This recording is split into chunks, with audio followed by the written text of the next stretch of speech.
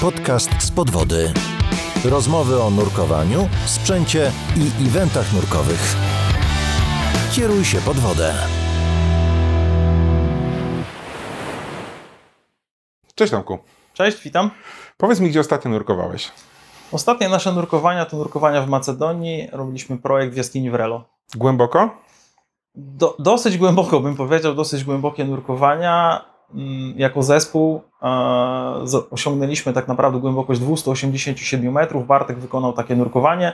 Jest to trzecie najgłębsze nurkowanie jaskiniowe obecnie na świecie. Kiedy mówisz głęboko, kiedy ja mówię głęboko, to mi się wydaje tak, wiesz, 50 metrów, może 60, no góra 80, a ty mówisz 287. To jest bardzo głęboko. Myślę, że to są bardzo głębokie nurkowania, tak naprawdę ekstremalne już na to, jak to postrzegamy. Tak? Głębokie nurkowania w myśl takich standardów rekreacyjnych są uznawane, to są nurkowania głębsze niż 30 metrów. Więc ta granica też gdzieś bardzo rekreacyjnych nurkowań oscyluje w okolicach 40 metrów. Później potocznie nurkowania techniczne, te nurkowania głębsze nazywamy potocznie technicznymi, gdzie ta dekompresja jest obowiązkowa. No, granica powiedzmy 150 metrów, obecnie to nurkowanie już dosyć ekstremalne, już niezbyt wiele osób je wykonuje, ale też są bardzo ciekawe na pewno.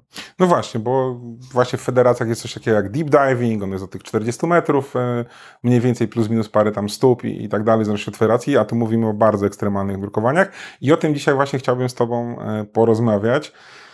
Czym tak naprawdę tak bardzo głębokie nurkowanie różni się od przeciętnego, głębokiego, rekreacyjnego nurkowania? Czy to jest tylko limit głębokości i muszę ze sobą wziąć, nie wiem, 40 razy więcej butli, bo spędzam, nie wiem, głębiej? Czy tam są jeszcze jakieś inne niuanse, o których nasi słuchacze nie wiedzą? Składa się na to na pewno wiele czynników. Żeby realizować głębokie nurkowania na poziomie bardziej zaawansowanym niż nurkowania takie typowo rekreacyjne, które wykonuje większość świata, potrzeba doświadczenia. Potrzeba lat nurkowania i częstego treningu. I chyba niewiele osób sobie zdaje z tego sprawę, że weekendowe nurkowania kilkanaście razy w roku to trochę za mało, żeby nawet realizować bardziej zaawansowane nurkowania, te potocznie nazywane technicznymi, z lekką dekompresją, nie mówiąc o takich bardzo głębokich nurkowaniach, czy nawet nurkowaniach ekstremalnych. Ten trening to nie tylko trening w wodzie, czyli znajomość obsługi swojego sprzętu, ale to też trening ten na zewnątrz, ten co robimy na co dzień. Odpowiednia dieta, suplementacja, no i jakaś aktywność fizyczna, która pozwala nam swobodnie funkcjonować i pod wodą, jeżeli coś się wydarzy, też wrócić po prostu bezpiecznie. Ta kondycja jest wymagana i ciężko wyobrazić sobie jakieś problemy zdrowotne czy natury takiej fizycznej, niesprawność, która mogłaby pod wodą nam czymś przeszkodzić. Czyli w takim, powiedzmy, klasycznym, rekreacyjnym, głębokim nurkowaniu z katarem, przeziębieniem mogę sobie iść, raczej w tych Twoich takich ekstremalnych jest to już niedopuszczalne.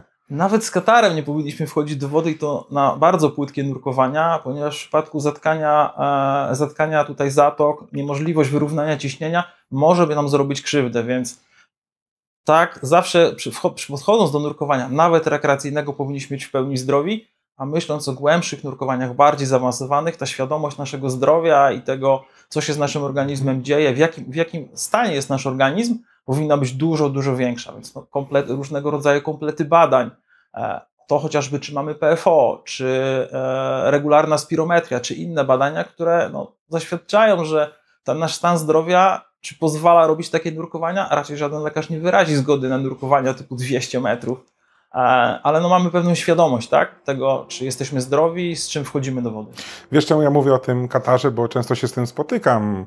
Wiesz, pojechałem na safari, mam katarek zapłacony, muszę nurkować, tak? Także dobrze, że o tym mówi, że to może skończyć się bardzo nieprzyjemnie tak naprawdę. To zawsze może być problem i nie ma takiego miejsca, nie ma takiego nurkowania, którego byśmy nie mogli powtórzyć. To zwykle jest czas i na pewno jakieś pieniądze, ale czasem lepiej zrezygnować i po prostu odpuścić dane nurkowanie. I też my taką mamy wewnętrzną jakby dobrą praktykę. Każdy w każdej chwili może zrezygnować z nurkowania, może wykonać płytkie nurkowanie. Nie ma presji na to, żeby to nurkowanie było zrealizowane na, nie wiem, maksimum jego możliwości i tak dalej. Chociażby na jednym z nurkowań, na których byliśmy w Macedonii, moja głębokość osiągnięta 12 metrów. To był dzień, kiedy nie czułem się swobodnie. Po prostu pokazałem chłopakom, słuchajcie, koniec nurkowania dla mnie, ja wracam, wy macie plan, realizujcie go. Wróciłem 12 metrów, nurkowanie 27 minut. I to nie jest wstyd. Nie, w tego dnia nie czułem się po prostu dobrze. Miałem i problem z wyrównaniem ciśnienia i strasznie drapało mi gardło, miałem problem po prostu ze swobodnym oddychaniem przez rebreather. I mówię, no nie ma to żadnego sensu, za 4 godziny będzie tylko gorzej, więc wróciłem normalnie do wyjścia, nurkowanie zakończyłem. Nie było to nurkowanie realizowane w ramach tego najgłębszego nurkowania, czyli nie było koniecznego supportu przez całe nurkowanie, więc jak najbardziej no to było dla mnie moje nurkowanie własne. Zawsze można zrezygnować, zawsze można je wykonać później. No tak, jaskini nie zamykają, nie? Jaskini się nie zamyka i czasami po prostu lepiej zrezygnować z jakiegoś nurkowania, niż zrealizować je, będąc nie w pełni przekonanym o tym, jak się czujemy. Tutaj to przekonanie o tym, że jest w porządku, że jestem w pełni sił, w pełni zdrów i wszystko będzie ok, jest dosyć ważne. Nastawienie jest ważne. Jeśli coś od początku idzie nie tak, to jest ten moment, kiedy powinniśmy zawrócić. I kiedy mamy jakiekolwiek wątpliwości pod wodą, to jest ten moment, kiedy powinniśmy zawrócić.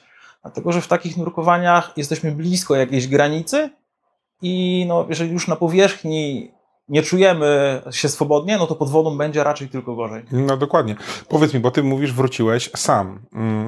W rekreacyjnym raczej wracamy razem, wszyscy. Rozumiem, że w tych takich ekstremalnych, technicznych nurkowaniach są pewnie inne procedury, procesy? Na pewnym poziomie nurkowym wszyscy nurkowie powinni być samodzielni, to znaczy móc przeprowadzić i zrealizować całe nurkowanie w sposób samodzielny i tak naprawdę solo.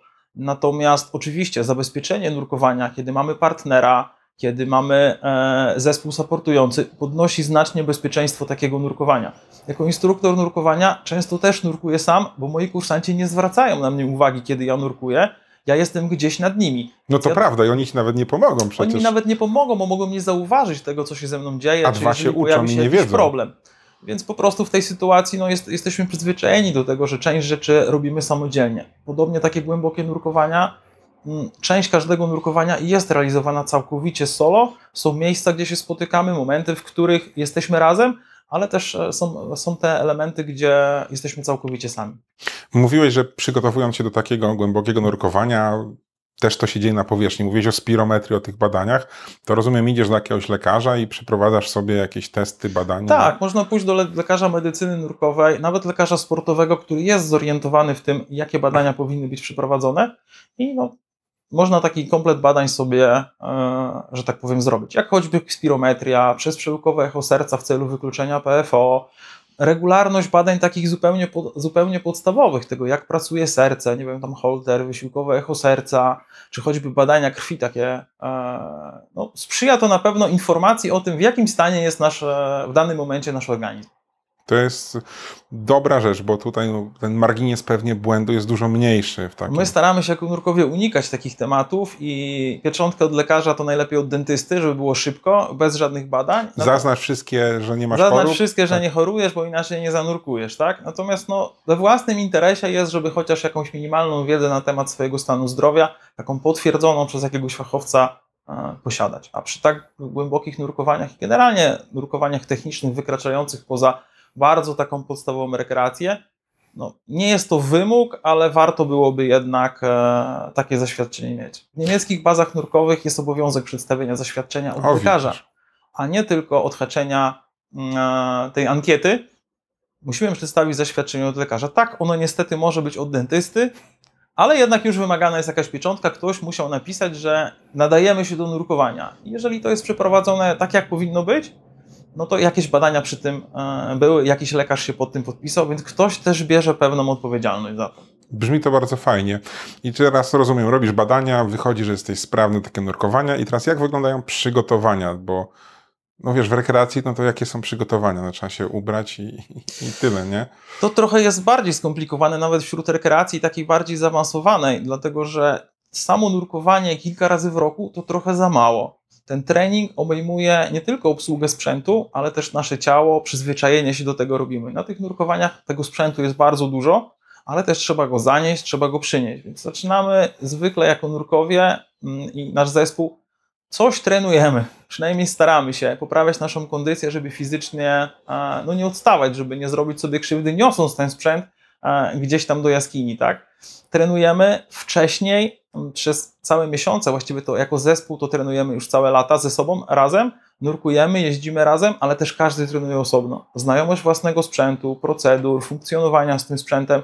Na tym poziomie, gdzie jego jest naprawdę bardzo dużo, no jest dosyć wysoka i musimy mieć taką świadomość i pełną manualność nawet w bardzo trudnych sytuacjach, co może zawieść, jakie są procedury, jak sobie z tym poradzić. To wymaga takiego treningu wcale nie na głębokiej wodzie.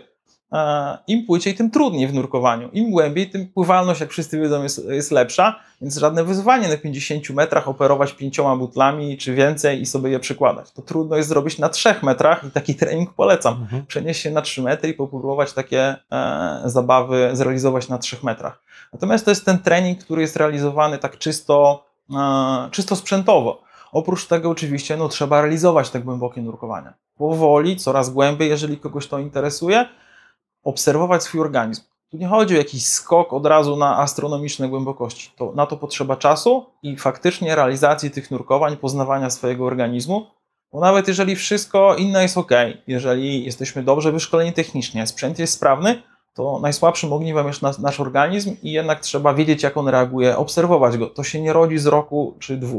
Jako zespół głęboko nurkujemy od kilku lat, ja jako nurek taki zaawansowany blisko 10, więc tą wiedzę jeszcze na obiegach otwartych zdobywałem i doświadczenie, nurkując głęboko, jaskiniowo. W miejscach, w których teraz na rebreederach nurkujemy bardzo głęboko, też penetrowaliśmy je na obiegach otwartych, to doświadczenie zdobywaliśmy wcześniej. Więc to są lata tak naprawdę, żeby to miało sens. Natomiast nie ma żadnej gwarancji, że po wielu latach wszystko pójdzie dobrze na takim nurkowaniu. Powiedz mi, w takim głębokim nurkowaniu pewnie też planujecie teoretycznie, jakie to będą głębokości, jaki to będzie sprzęt i potem, rozumiem, wiedząc, jaka będzie konfiguracja do nurkowania, ją przez najbliższe miesiące trenujecie. Ułożenie, wyważenie i tak dalej. Tak to wygląda? Generalnie, jeżeli chodzi o takie nurkowania, nurkujemy w tej samej konfiguracji praktycznie cały czas. Nurkujemy na rebreederach, ponieważ realność nurkowań jaskiniowych, my nurkujemy przede wszystkim głęboko w jaskiniach, w wodach otwartych rzadziej nam się po prostu zdarza, przede wszystkim są to jaskinie, więc wykorzystujemy rebreedery plus bailout, czyli zabezpieczenie do rebreederów w formie obiegu otwartego lub drugiego rebreedera dodatkowo, więc nurkujemy w takiej konfiguracji cały czas. Jeśli jaskinia jest bardzo ciasna, no to wtedy rebreeder sidemontowy, ale jeżeli to tylko rebreeder sidemontowy, to też nie aż tak ekstremalne głębokości.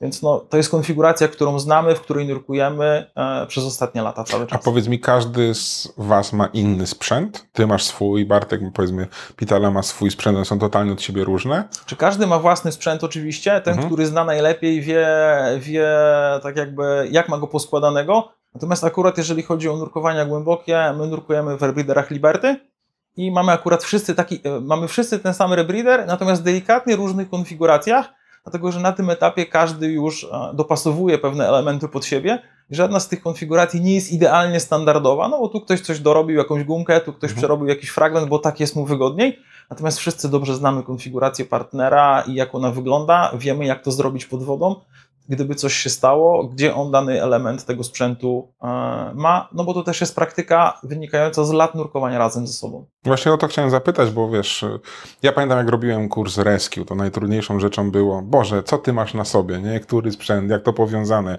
gdzie masz balast i teraz tak sobie wyobrażam właśnie samo pytanie, czy to jest podobny sprzęt, jak macie te same rebreeder Liberty, to tobie jest prościej, rozumiem? Tak, bo nawet usuwanie awarii w takim sprzęcie na powierzchni, które po prostu się zdarzają, jest dużo prostsze, kiedy mamy powiedzmy z tej samej stajni cały sprzęt, bo można coś przekręcić z jednego do drugiego, coś naprawić, coś usunąć, kiedy to wszystko byłoby, że tak powiem, inne, każdy miałby jakiś swój, zupełnie osobny, to też problemem są tak zwane naprawy polowe tego, tak? Kiedy jesteśmy, nie wiem, na wypłynięciu, chociażby byliśmy na wypłynięciu latem z ekipą Baltic Techu na Holandii i spadł rebreeder niefortunnie na pokład.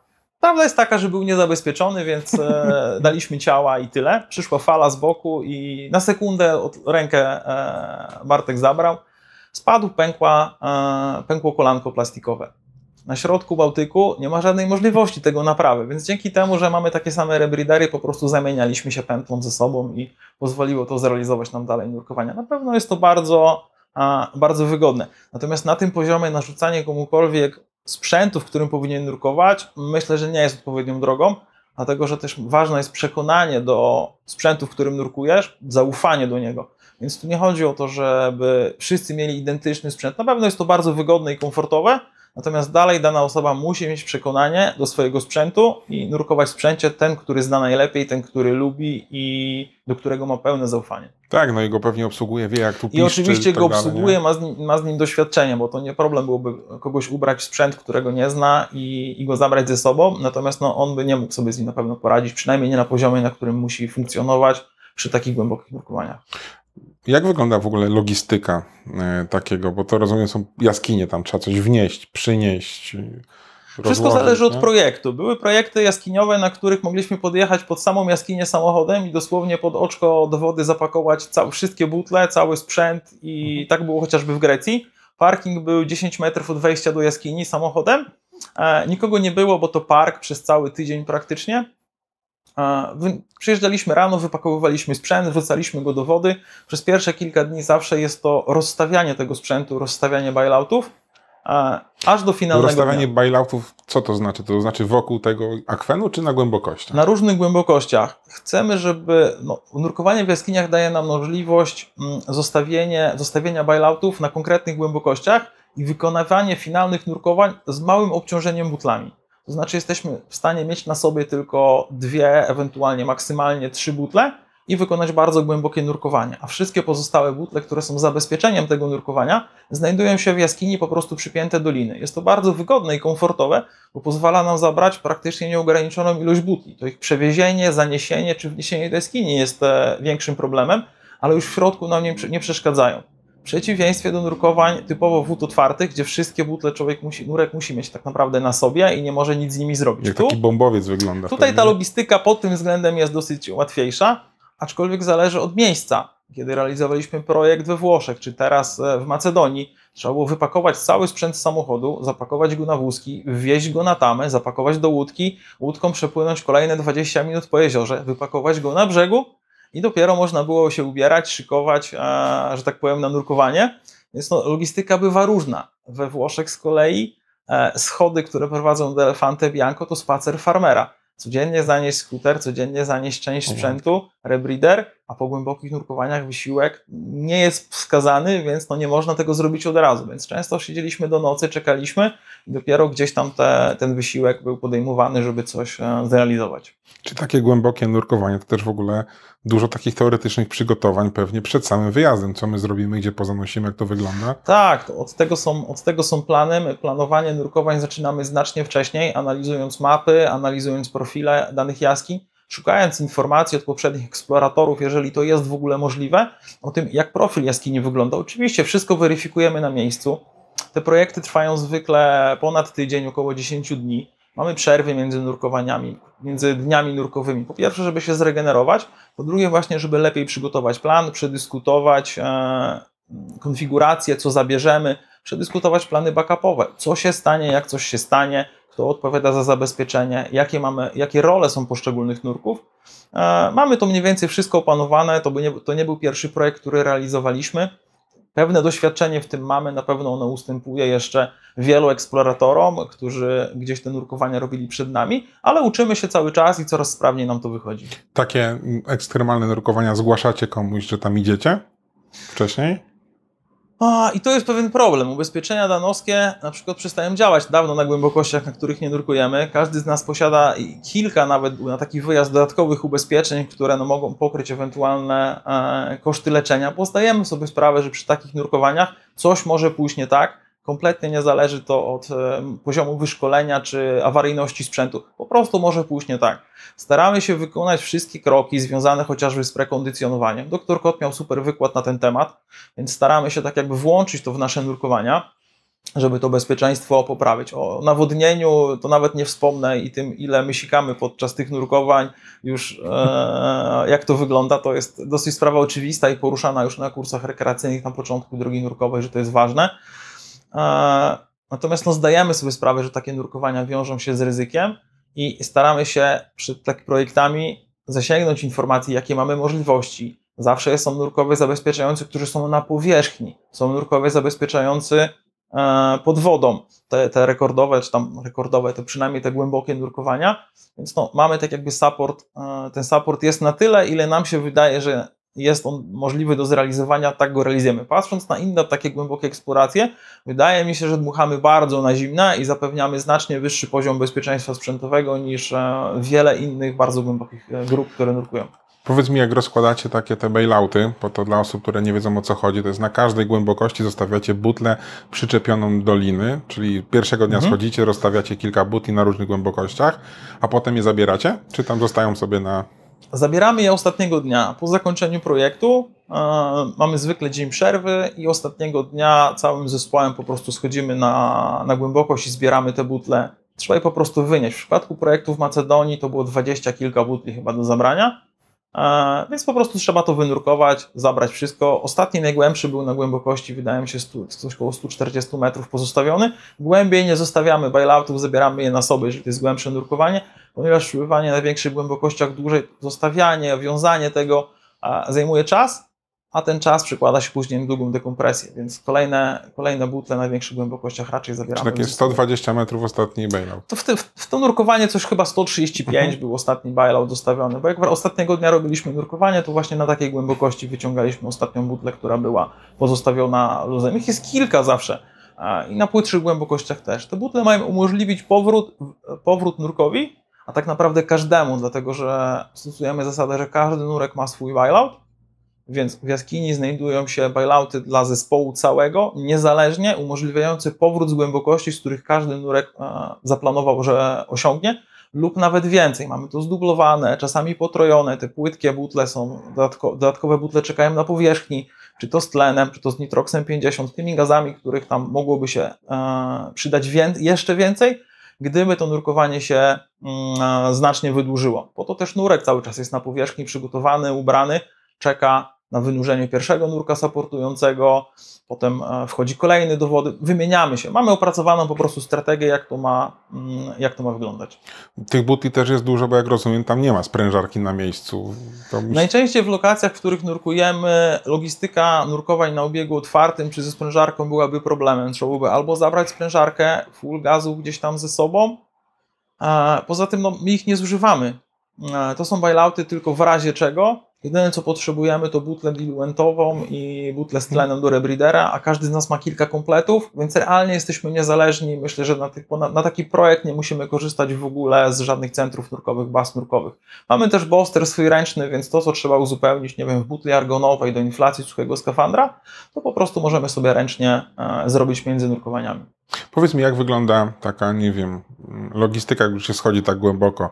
Jest jakaś, nie wiem, mapka narysowana, czy macie jakiś komputer na skuterze? Bo rozumiem, skutery was pewnie ciągną tak głęboko. Znaczy w większości tego typu nurkowań nurkujemy z wykorzystaniem skuterów. Po pierwsze, pozwalają one szybko osiągać dużą głębokość, ale też szybko z niej wracać. Skracają na mocno czas denny, pomimo osiągnięcia jakiejś głębokości, ale też umożliwiają nam dopłynięcie dalej, niż byśmy byli w stanie płynąć po prostu z wykorzystaniem własnych mięśni tylko.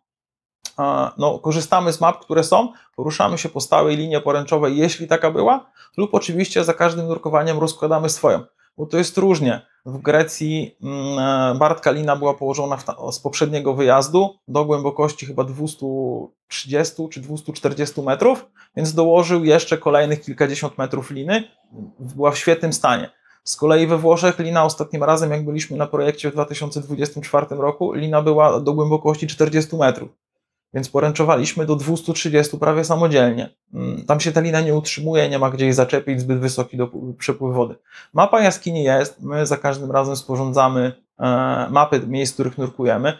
Bartek zgrywa to z konsoli Seacrafta i te mapy są później publikowane w każdym naszym projekcie. Na koniec jest mapa, rzut z góry. My się tą wiedzą dzielimy, nie ukrywamy tego. A jakieś takie, nie wiem, podręczne notesy, gdzie jest butla pozostawiona, to bo rozumiem, tego w pamięci nie macie, nie? Zawsze jest taka tablica na zewnątrz, gdzie są informacje, jeżeli mówimy przynajmniej o finalnym nurkowaniu, gdzie są rozstawione butle, na jakich głębokościach, kto wchodzi w której minucie danego nurkowania. Natomiast każdy z nas ma też przy takich nurkowaniach tabliczkę na ręku z informacjami, gdzie ma się pojawić, w której minucie i jakie są jego zadania. też, żeby była możliwość wymiany. Równie dobrze ktoś, kto wchodzi jako nurek supportujący, może się źle poczuć i nie zrealizować swojego nurkowania, więc ten drugi nurek, który jest, musi się z nim zamienić, musi być na to gotowy, żeby taką podmiankę chociażby dokonać. To się wiąże ze znaczną zmianą głębokości i planu, natomiast no, musi być pewna gotowość zrobienia czegoś więcej, szczególnie jeżeli chodzi o te najgłębsze części.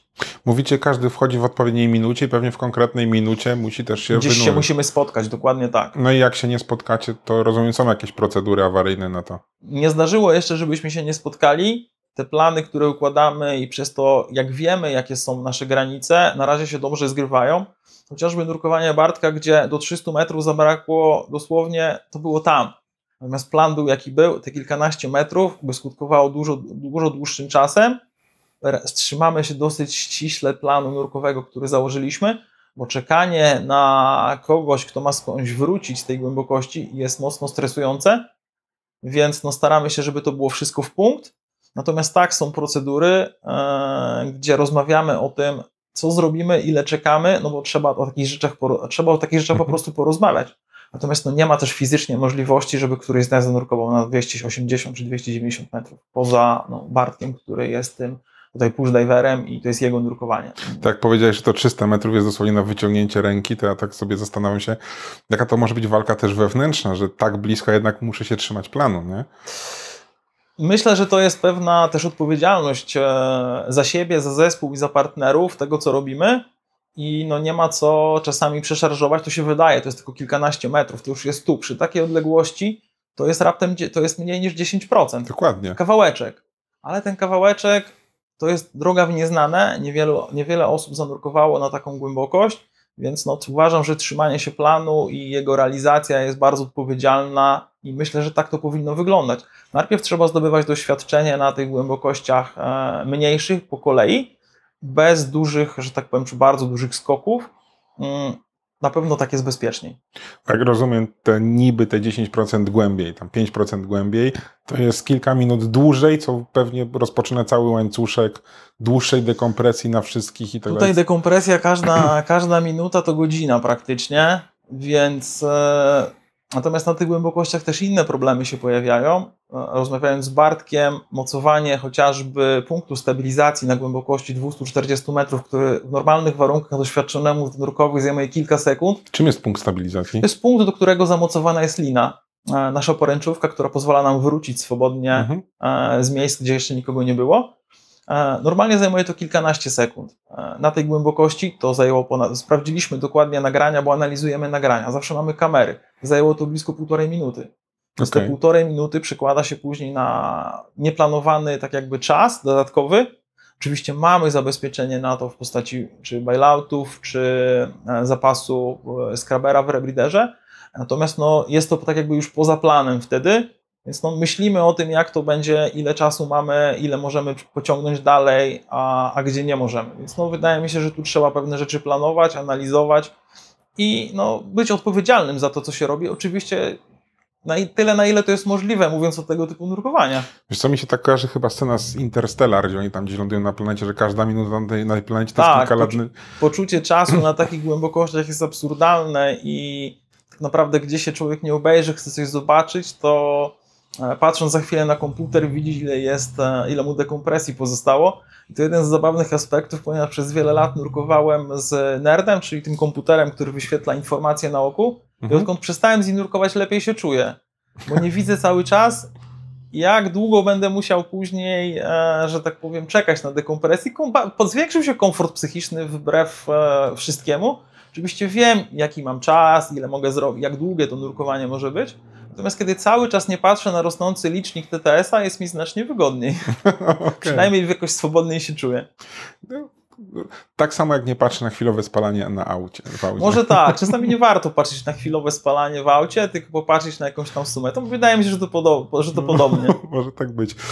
Mówisz o dekompresji, ale nurkujecie też na rebreederach. Wytłumaczmy osobom, które są po raz pierwszy być może słuchają, bo to, co jak ja zaczynałem nurkować, dowiedziałem się, że na rebreederach nie ma dekompresji, bo masz zawsze bez mixa i to jest, wiesz, takie super urządzenie, gdzie dekompresja jest niewymagana.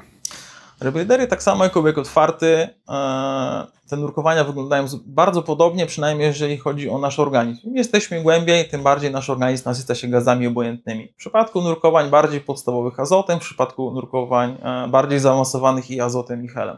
Jest to takie same dla obiegu otwartego, jak i dla rebreederów. Zaletą rebreederów niewątpliwie jest to, że gaz, którym oddychamy, jest zawsze idealnym właśnie takim best mixem, najlepszą mieszaniną na daną głębokość. To daje pewną przewagę w czasie dekompresji. Skraca ją po prostu. Może ona być krótsza, natomiast zależy to od nurkowania. Przy takich bardzo głębokich nurkowaniach na pewno, przy takich płytszych i krótszych nie zawsze będzie aż tak wyraźny, że tak powiem, uzysk. Natomiast możliwość dopasowania tego gazu, ciśnienia parcjalnego, tego ile tlenu jest w mieszaninie, łącznie z dekompresją, no pozwala zmieniać w trakcie całego nurkowania, czy w trakcie dekompresji jej czas. Może tutaj nie chciałbym bardzo na ten temat o tych strategiach jakby rozmawiać. Są one przedmiotem każdego szkolenia rebreederowego, więc jeżeli kogoś interesuje nurkowanie rebreederowe, to na kursie takiego nurkowania poziomu zaawansowanego jak najbardziej o tych limitach, wymaganiach czy strategiach się rozmawia, uczy się tego. No i pewne doświadczenie się też zdobywa nurkując, po prostu obserwując swój organizm. Czyli mimo, że jest to rebreeder, musicie pamiętać, dalej jest dekompresja. Niestety tak, pięknie by było, gdyby dekompresji w ogóle nie było, gdyby rebreeder zapewnił taką możliwość. A przy takiej cenie mógłby? Przy takiej cenie mógłby, ale może kiedyś tabletkę wymyślą, która spowoduje, że no nie będzie tej dekompresji, byłoby wtedy na pewno super. Natomiast no w tej chwili jest i te nurkowania są generalnie długie. Przy projekcie we Włoszech te dekompresje, przynajmniej Bartka finalne, to było tam ponad chyba 7 godzin. Tutaj 6 w Macedonii.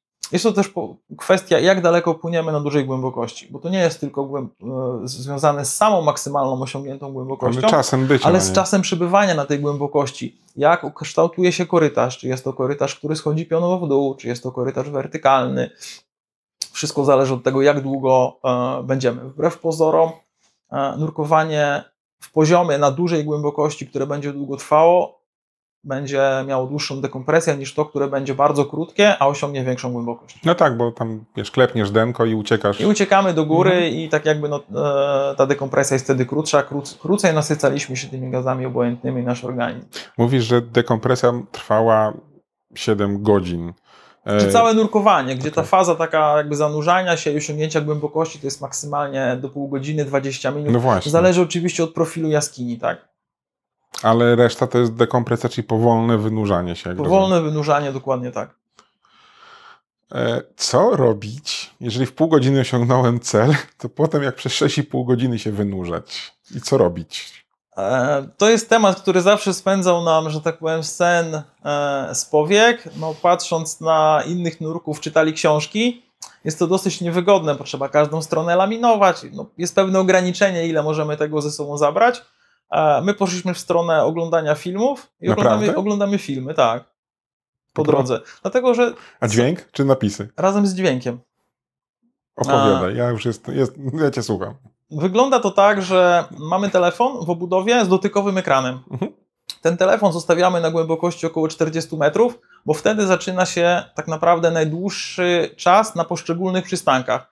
Oczywiście dekompresja zaczyna się znacznie głębiej, ale te czasy są relatywnie krótkie, więc cały czas trzeba gdzieś poruszać się do góry. Czyli tam jesteś, nie wiem, na 250, potem 200, tam coraz płycej po jakieś takie... Pierwsze przystanki tak pojawiają się znacznie płyciej, w granicach 100-130 metrów, zależy od głębokości i jeśli mówimy o tak głębokim nurkowaniu, tam zwykle spotykamy się w tych granicach. Pierwszy support diver spotyka się z Bartkiem, zabiera od niego już część sprzętu, wynurza się z nim do głębokości, przynajmniej tak poprzednie projekty wyglądały, do głębokości 90-80 metrów, gdzie pojawia się kolejny support diver. Czyli tamten sobie wraca już na powierzchnię? Tamten wraca, chodzi o to, żeby on szybko wrócił na powierzchnię. On relatywnie ma krótkie nurkowanie. I krótką dekompresję. I krótką dekompresję. To nurkowanie zamyka się zwykle do 2 godzin, nawet szybciej. On również to robi na skuterze, więc jest to bardzo szybko. Czyli on wchodzi, bierze... Wchodzi, odbiera sprzęt, pokazuje, że wszystko jest ok. Razem wynurzają się do następnego przystanku kolejnego support divera. I kolejny support diver wraca powolutku, bo wtedy te przystanki są już znacznie dłuższe. Przez kolejne 4 czy 5 godzin pozostaje z Bartkiem i wraca do tych głębokości płytkich, do 6 metrów. a na 6 metrach, na 6-10 zależy, pojawia się kolejny support diver, który w ogóle ma bezdekompresyjne nurkowanie, ze względu na głębokość. No tak. Natomiast od powiedzmy 40 metra, bo to też jest granica działania tych obudów do telefonów, te przystanki są długie, długo trwają, więc telefon do ręki, odpalamy film, dźwięk jest podkręcony głośno, pętla, przez to, że pętla jest tubą z powietrzem, ten dźwięk całkiem nieźle funkcjonuje i jesteśmy w stanie normalnie oglądać filmy, więc jest okazja obejrzeć sezon Archiwum Mix, czy co tam człowiek nie zdążył obejrzeć w przyszłości, nagrany na telefon i to fajnie działa, bo ta dekompresja naprawdę szybko mija w ten sposób. No powiem Ci, to jest dla mnie najbardziej ekstremalna rzecz w tym nurkowaniu głębokim, oglądanie filmów na 40 metrach. Tak, no my się posuwamy po prostu coraz bardziej do góry. Oczywiście najdłuższy przystanek jest w okolicach 6 metrów, więc całkiem płytko. Natomiast no, od 40 metrów powiedzmy mamy zaufanie do tych obudów, że one nieźle działają i nie zniszczy nam się telefon. Tak więc bateria w telefonie starcza zwykle na więcej, więc jesteśmy w stanie oglądać sobie na spokojnie filmy przez kolejne, nie wiem, 3,5, 4 czy 5 godzin. W dosyć komfortowych warunkach, podpięci do ogrzewania, więc jest naprawdę fajnie. Do ogrzewania dojdziemy, ale teraz rozumiem, czemu te czasy są ważne i ta głębokość, bo jak nurek supportowy schodzi i by ktoś poszedł, został dłużej, to on też dłużej zostaje ten supportowy. Będzie musiał zostać, natomiast tak, mamy też na ten wypadek, mamy policzone gazy, mamy tak jakby zapięte to na ostatni guzik, mamy też margines, ile czasu można zostać dłużej, natomiast dalej jest to odpowiedzialność wtedy nurka supportującego, ile zostanie, jaką głębokość maksymalną mógłby osiągnąć w celu sprawdzenia, co się dzieje.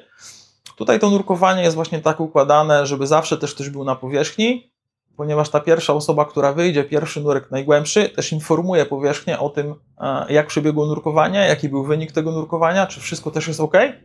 Musi być ktoś na powierzchni w przypadku takich nurkowań, chociażby, żeby wezwać pomoc, dodatkowe butle zabrać. Dlatego, że nurek supportujący nie będzie mógł wejść, ten pierwszy nie będzie mógł wejść z powrotem zwykle pod wodę, bo on wykonał całkiem głębokie nurkowanie przed chwilą, a my jesteśmy dalej, czy pozostałe osoby są dalej dosyć jeszcze głęboko, więc dla niego mógł być to problem. Stąd kolejna osoba, która jest w stanie wykonać tego typu nurkowanie, albo kolejna. Zwykle pracujemy w zespołach około 5-osobowych, jest to taki, który nam się, mówię o nurkach, taki zespół tej wielkości, który nam się dobrze sprawdza, nie wprowadza zamieszania na spocie nurkowym, każdy zna swoją rolę i pokrywa no to w jakiś sposób wszystkie głębokości i pozwala zabezpieczyć nurkowanie Bartka od momentu wynurzenia się do jakiejś rozsądnej głębokości. To też nie są głębokości supportujące, na które my nurkujemy.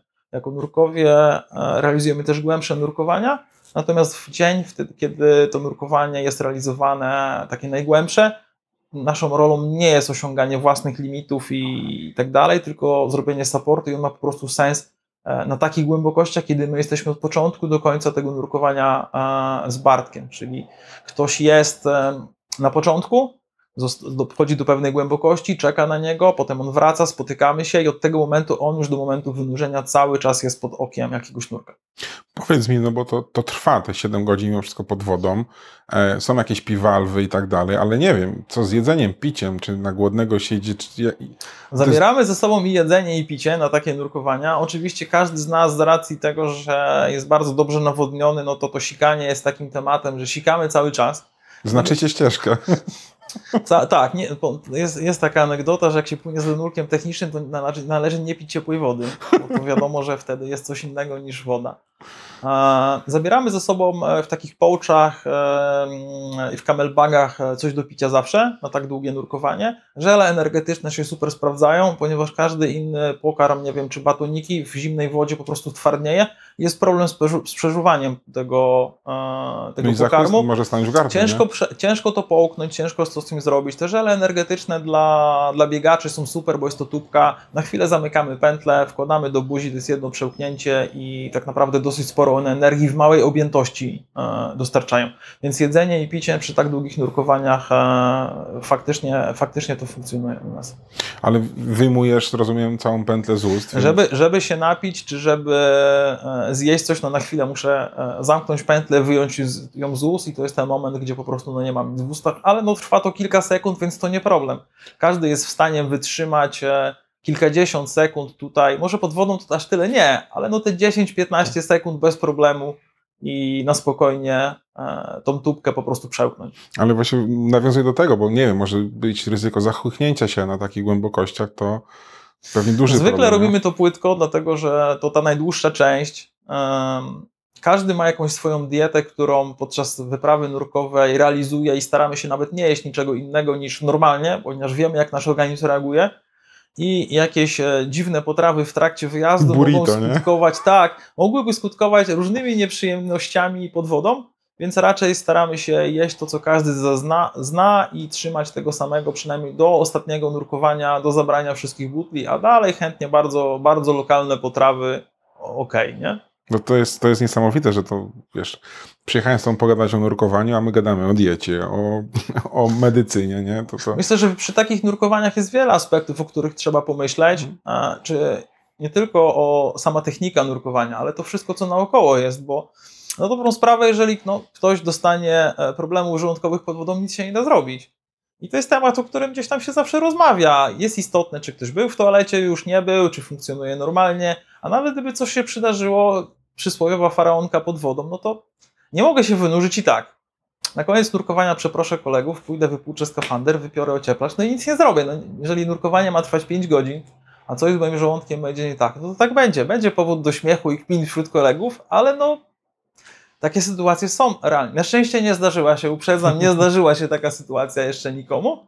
Natomiast bierzemy taką możliwość pod uwagę. Pielucha jest jakimś rozwiązaniem, oczywiście, natomiast piłek na pewno i możliwość sikania nieograniczonego jest dużo wygodniejsza niż sikanie w pieluchę, która ma jednak ograniczoną pojemność i przy takim nawodnieniu i tylu godzinach mogłaby sobie z tym nie poradzić.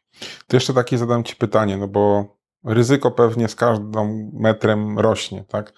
Szacujecie jakoś to, nie wiem, ryzyko, to niebezpieczeństwo? Czy wszystkie nurkowania, które są głębsze niż takie bardzo rekreacyjne nurkowanie, wiążą się z ryzykiem? Ono jest po prostu większe. Im głębiej nurkujemy, im dłuższe czasy denne są, im dłuższa jest dekompresja, to osiągane głębokości, im jesteśmy dalej gdzieś od wejścia w jaskini, to ryzyko po prostu rośnie. I nie można tutaj mówić, że go po prostu nie ma. Jedyne, co możemy je zaakceptować pod takim warunkiem, że jesteśmy jego świadomi. Więc dużo rozmawiamy o tym, jakie są niebezpieczeństwa, jak możemy sobie z nimi poradzić, jak możemy się zabezpieczyć, jak możemy je wyeliminować. Natomiast nie można w 100% wyeliminować ryzyka przy tak głębokich nurkowaniach, więc albo je akceptujemy, albo nie. To jest trochę tak jak skokami ze spadochronem. Skacząc ze zwykłym spadochronem mamy 2 spadochrony. W razie awarii jednego jest drugi.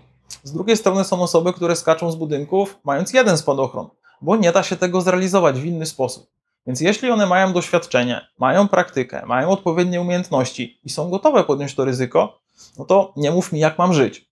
Natomiast kluczem tutaj jest, że to nie jest osoba, która kupiła spadochron na Allegro i weszła na budynek i z niego skoczyła.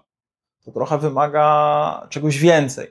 Więc to ryzyko istnieje w każdym nurkowaniu. Równie dobrze idąc przez ulicę do samochodu może wpaść na nas ciężarówka.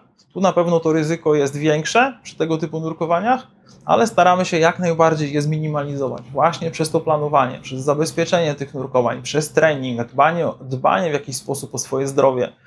Staramy się zrobić wszystko, co tylko możliwe, żeby ono było jak najmniejsze. Tu nie chodzi o samo ryzyka dla ryzyka, tylko żeby zrealizować cel, którym była eksploracja, odkrywanie nowych miejsc. Powiedz mi, masz może jakąś taką listę, nie wiem, top incydentów, które mogą się wydarzyć z jakimś prawdopodobieństwem, typu, nie wiem, obsunie się na nas skała, szansa praktycznie żadna, ale coś innego się może częściej wydarzyć. Tak, to jest takie bardzo obrazowe. Spadnie, że tak powiem, kamień, który zablokuje możliwość wyjścia z jaskini. Nie znam ani jednego przypadku, który by się faktycznie wydarzył. Natomiast ciekawą jaskinią jest pod tym względem akurat Fontanazi we Włoszech, gdzie też ciekawe nurkowania realizowaliśmy. Ja kiedy zaczynałem nurkować w niej w 2016 roku, taki kamień na wejściu, który dokładnie teraz, gdyby się oderwał, zamknąłby możliwość wyjścia z jaskini, po prostu był. 2 lata później był przypięty 1 łańcuchem, obecnie 4.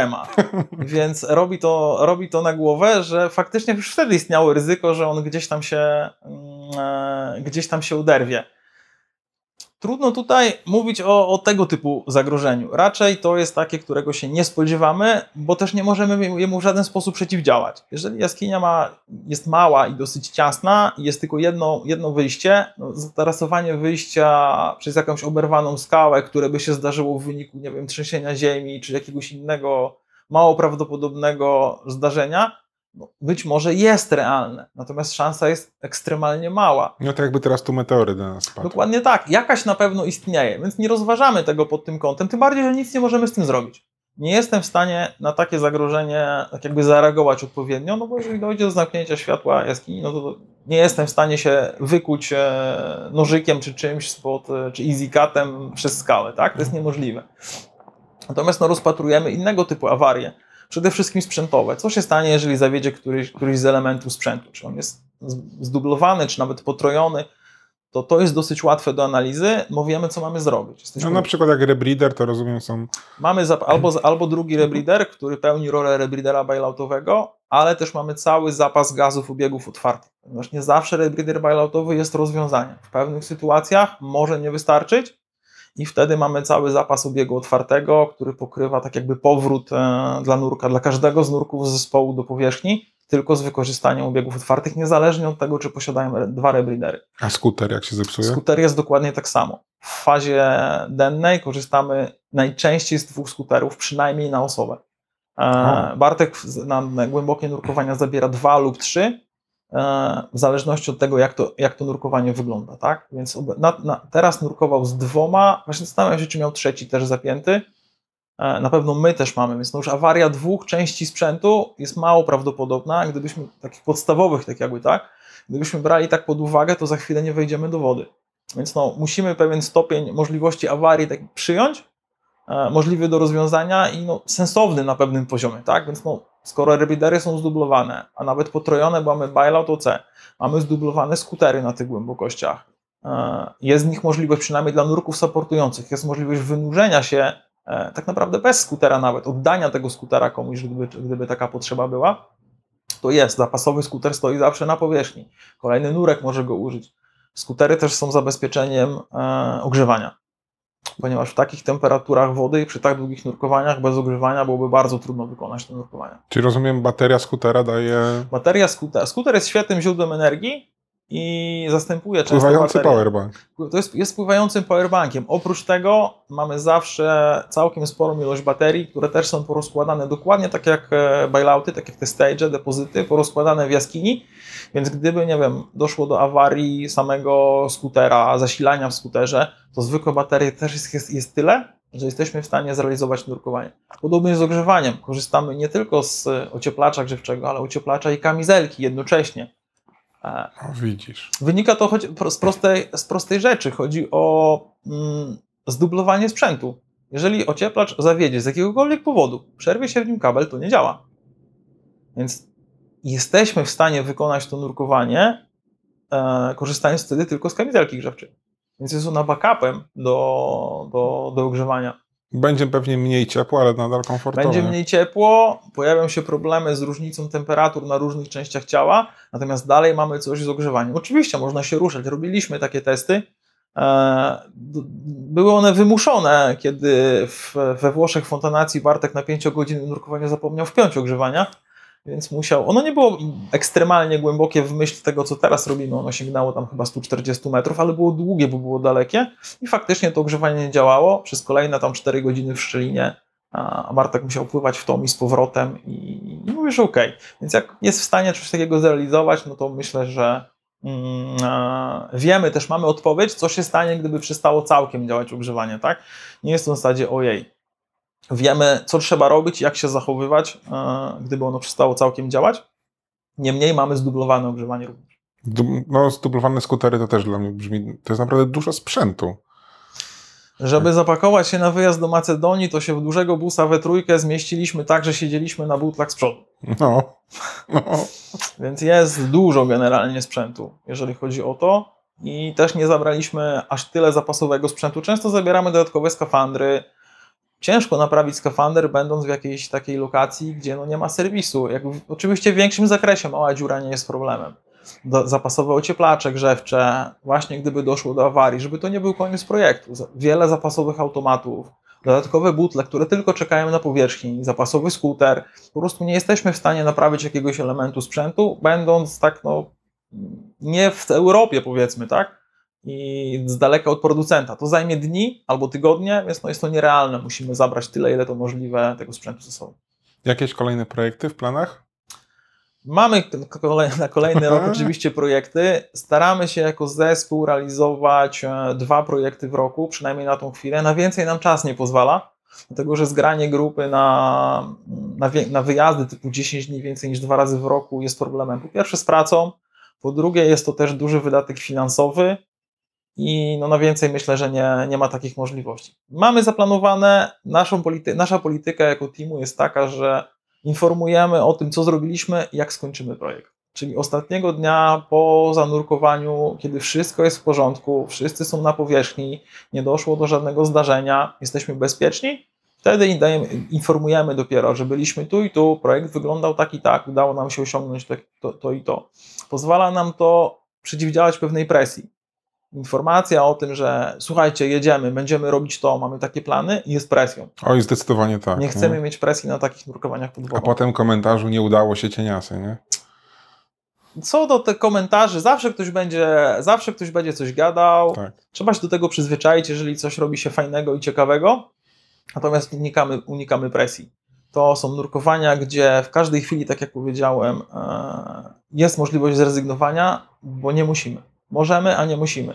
Jeżeli nie dzisiaj, to jutro. A jeżeli nastawimy wszystkich naokoło, to być może to będzie moment, kiedy ktoś z nas nie zawróci pod wpływem tej presji i może coś się złego wtedy wydarzyć. Wydaje mi się, że tak jest lepiej. Musieliśmy to naszym macedońskim kolegom wytłumaczyć, ponieważ poprzednia ekipa, która pojawiła się przed nami, no, była nastawiona tam na jakieś ekstremalne wyniki. Była zorganizowana prasa pod to, pod sukces. Kamery, telewizja, trochę tak. I projekt się nie udał z różnych względów akurat. No i było wielkie rozczarowanie. To my wolimy jako zespół realizować tego typu nurkowania bez jakichś większych oczekiwań. Oczywiście no jest wąska grupa osób, która wie, co robimy, gdzie jedziemy, no bo nie da się tego w jakiś sposób tam ukrywać, też nie o to chodzi, ale staramy się, żeby nie było presji pod kątem takich nurkowań i to jest dosyć zdrowe i my się z tym bardzo swobodnie czujemy. No i to moim zdaniem logicznie i sensownie, fajnie to brzmi. No ja widziałem ten wasz projekt w Kowarach na przykład. Bardzo mi się spodobało. Kowary to był bardzo ciekawy projekt. Nurkowania dosyć ciekawe, bo było to projekt realizowaliśmy w Kowarach, był najgłębszym nurkowaniem, jakie kiedykolwiek zostało przeprowadzone w Polsce. Tam praktycznie 230 metrów udało się osiągnąć. Udało się też nam wyeksplorować kawałek korytarza na 150 metrach. Z Mariuszem nurkowaliśmy w drugim, tak jakby szybie i stamtąd próbowaliśmy przebić się do korytarza. No, Bartek zrobił to najgłębsze nurkowanie, pokazał ten poziom 230 metrów. Droga jest otwarta, jak jeżeli jakiś eksplorator się pojawi. A to jest tak naprawdę tam pionowo w dół, nie? To jest, w Kowarach są 2 szyby. Pierwszy jest przy wejściu, przy tej bombie, gdzie trasa turystyczna do niego podchodzi. On schodzi na głębokość 178 metrów, jakoś jest, tak pewnie Paweł był najbardziej dokładnie mógł to zweryfikować. I z tego szybu odchodzą poziomy 30, 70, 110 i 150. I te poziomy są dosyć rozległe poza poziomem 100-150 metrów i są połączone z drugim szybem, do którego można dopłynąć lub dojść idąc po prostu po kopalni. Ale można do niego dopłynąć przez poziom 30, poziom 70, poziom 110. I tam jest drugi szyb w niedużej odległości, który schodzi na 230 metrów i tam na samym dole jest poziom otwarty. Tak? Można do niego, czysto teoretycznie można do niego wpłynąć. Więc no, Kowary są dosyć unikalne, to są bardzo specyficzne nurkowania. To zanurzenie w wąskim szybie nie jest jakoś bardzo komfortowe. Całe nurkowanie, dekompresja przebiega w tym szybie, więc oglądamy belki, zaparci głową po jednej stronie, nogami po drugiej stronie. Natomiast Kowary są bardzo piękne. Te nurkowania naprawdę są warte zrobienia. Tak, są one przeznaczone dla doświadczonych nurków jaskiniowych. Tam trzeba legitymować się poziomem nurkowań na poziomie full cave, plus posiadać pewne doświadczenie, a nie być świeżo po kursie. Bardzo dobra pływalność, łatwo zmącić te korytarze dalsze od wejścia, natomiast są bardzo piękne, bardzo fotogeniczne. Zdjęcia tam robione są po prostu super, więc ja naprawdę polecam. Zresztą obsługa w Kowarach też jest rewelacyjna, a jedzenie po wyjściu w tym kompleksie też robi super robotę pod pomyki, więc naprawdę było fajnie, bardzo fajnie nas ekipa ta z Kowar przyjęła. Umożliwiła nam w ogóle realizację takiego nurkowania. Temat jest jeszcze otwarty w Kowarach. Ten poziom 150 kusi. Z jednej strony jest zawalisko, z drugiej strony są stalowe drzwi zamknięte. Myślę, że stalowe drzwi będzie ciężko otworzyć, a czy za walizką da się, że tak powiem, przesunąć kilka belek i przejść, na razie trudne do oceny. Czyli szukamy ślusarza z umiejętnością głębokiego nurkowania, żeby drzwi otworzyć w razie czego.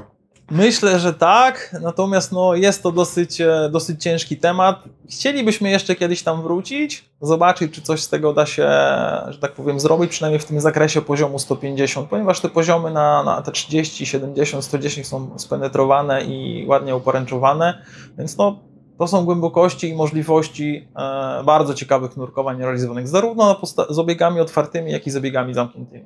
No ja teraz ostatnio, 2 miesiące temu byłem w Kowarach, to nawet ci, co nie nurkują, mogą sobie zobaczyć zdjęcia, bo tam na samym końcu są zdjęcia właśnie. Jest wystawa zdjęć, są chyba zdjęcia Michała Rachwalskiego, tak, który dużo w Kowarach bardzo robił i też zdjęcia, ale nie tylko. Irena Stangierska chyba robiła też zdjęcia, więc mamy fotografów w Polsce, którzy świetne zdjęcia Kowar zrobili, można obejrzeć, jak to wygląda pod wodą, ale zapewniam, że samo nurkowanie, że zdjęcia nie oddają tego, jak jest pod wodą.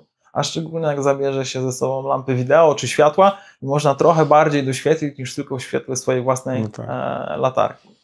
No to co, ja trzymam kciuki za kolejne projekty, bo pewnie w głowie są, ale my jeszcze nie wiemy. Dowiemy się. Tak, jeżeli się uda je zrealizować, to na pewno o tym poinformujemy, będziemy dawać znać dokładnie na takiej samej zasadzie. Zawsze na Facebooku każdy z nas wrzuca na nasze prywatne profile, ale też mamy na Facebooku osobne konto od pewnego czasu, Bed Exploration Team, gdzie wrzucamy też po angielsku takie informacje o tym, jak to wygląda, trochę żeby szerzej sięgnąć niż polsko. Oczywiście Facebook ułatwia translację tekstów pisanych po polsku. Mamy nadzieję, że powstanie film z Grecji. Film niby jest gotowy, ale na razie nie możemy jakoś go opublikować. Jeszcze coś się składa, jeszcze się działa, więc też mamy przygotowany film z tego, jak wyglądał projekt, jak wyglądała eksploracja. Z Macedonii film też na pewno będzie, ponieważ nagraliśmy trochę materiałów. Staramy się jakąś dokumentację też z takich nurkowań zrobić. Super, to ja trzymam kciuki i co? Do zobaczenia w następnym odcinku. W takim razie do zobaczenia. Dzięki. Cześć, dzięki. Dziękujemy za wysłuchanie odcinka. Każde odtworzenie, każde udostępnienie, polubienie czy komentarz to dla nas bardzo cenne wsparcie. A jeśli podoba Ci się nasza twórczość, możesz wesprzeć nas w serwisie Patronite. Mamy nadzieję, że zechcesz przyłączyć się do współtworzenia Spod Wody i dorzucić swoją cegiełkę do tego projektu.